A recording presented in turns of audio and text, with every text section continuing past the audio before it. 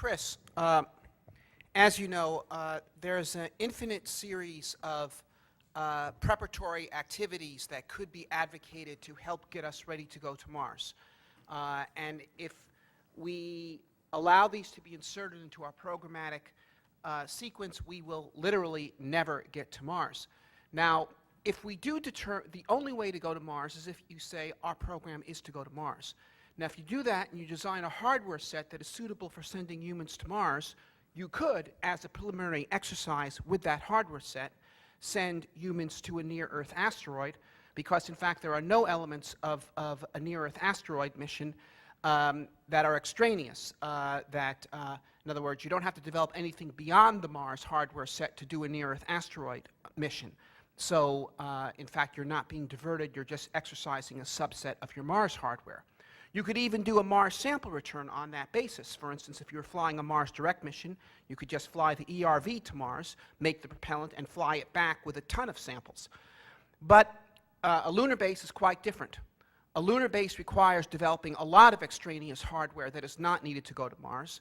And to demonstrate that you can, quote, stay on the moon for long periods of time requires running a lunar base program for a significant period of time before you initiate a Mars program. And so, in fact, such a commitment would prevent us from reaching Mars in our lifetime. So, really, there's a choice here. If you want to go to Mars, you got to go to Mars. If you want to learn to live and stay on Mars, you got to go and stay on Mars. The resource utilization technologies that will be practiced on Mars are completely different from those that would be practiced on the moon. Okay? In fact, you have a much more favorable situation on Mars in terms of a much richer resource base. You have water, you have carbon, you have nitrogen, you have much more things that you need. You have mineral ore in a sense that you do not have it on the moon. The prospects for agriculture on Mars are vastly superior. So the thing is this.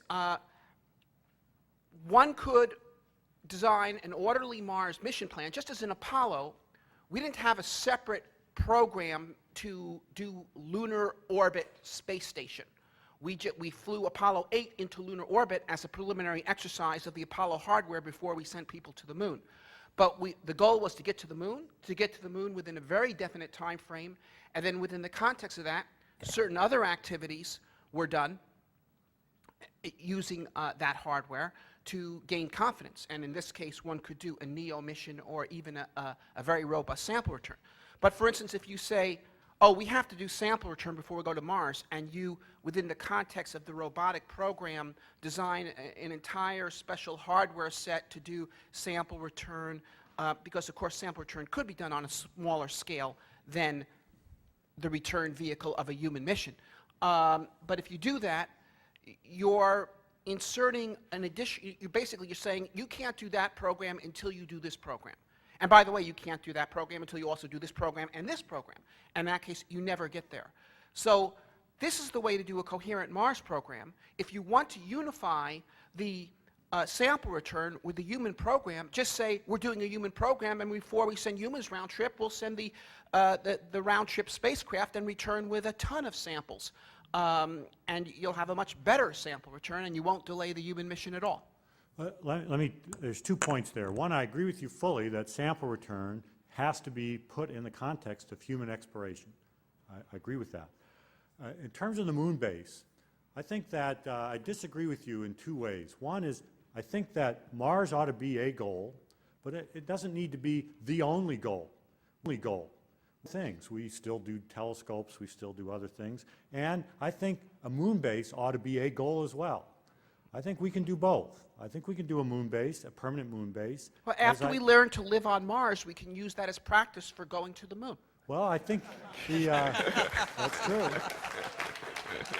In any case, that could be that it would work out that it's easier to do Mars first, but I think it's not, and the reason I think it's not is one big fundamental advantage that the moon has over Mars in terms of trying to establish a base there first, and that is that it's a lot closer. That's easy. So, that's if you don't want to stay. If you want to leave, the moon is more convenient. If you want to stay, Mars is much more convenient. And the reason why we didn't stay on the moon is there was nothing there worth staying for. I think we want to go back and forth. We don't want to, at least NASA can't accept one-way missions as a Mars I program. didn't say So one-way you've missions. got to be going back and forth. Long-duration missions. Yeah, well, long duration, you still got to come back. And the moon, if something goes wrong, the moon's a lot closer. So in terms of an initial base, if we say, let's imagine in our lifetimes, I don't know about you, but I plan to live for quite a while longer, Robert. In our lifetimes, we want to see bases on the moon and Mars. I think that should be taken as our goal. It is not a either or. I reject the view that we can't do both. We can do both. We can have bases on the moon, we can have bases on Mars, we can even keep the base in Antarctica. Why not? All good places to go. So given that, the question is which do we focus on first? I think we're in agreement that a flight into near-Earth object and a sample return are part of the steps on the way to humans. The question is the moon. They're not necessary steps, but they could be done with the Mars hardware set, and therefore, if it was deemed reasonable Okay, well, to I do think them they're at- necessary steps. I don't think you're going to establish a base on Mars without a piece of the dirt in your labs. We on went to Earth the first. moon without a piece of the dirt in our We weren't lab. establishing a base. We were just walking around and coming back. We send a human exploration mission, it brings back samples, then we go and establish a Oh, base. that's a waste. I would vote against an Apollo-like mission to Mars, where Well, you just go, grab rocks, plant a flag, come back. No, We'll end up with the same wait, result Chris, that we got on Apollo, Chris, which is... that's a complete non sequitur. Any human Mars mission competently planned would involve at least a year to a year and a half stay on the surface.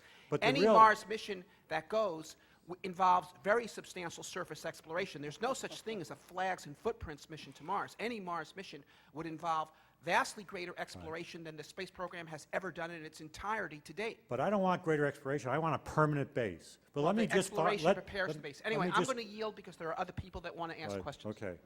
But the essential argument is really over the moon base, and I think I would argue that that needs to be in our goal set as well as a Mars base. Question?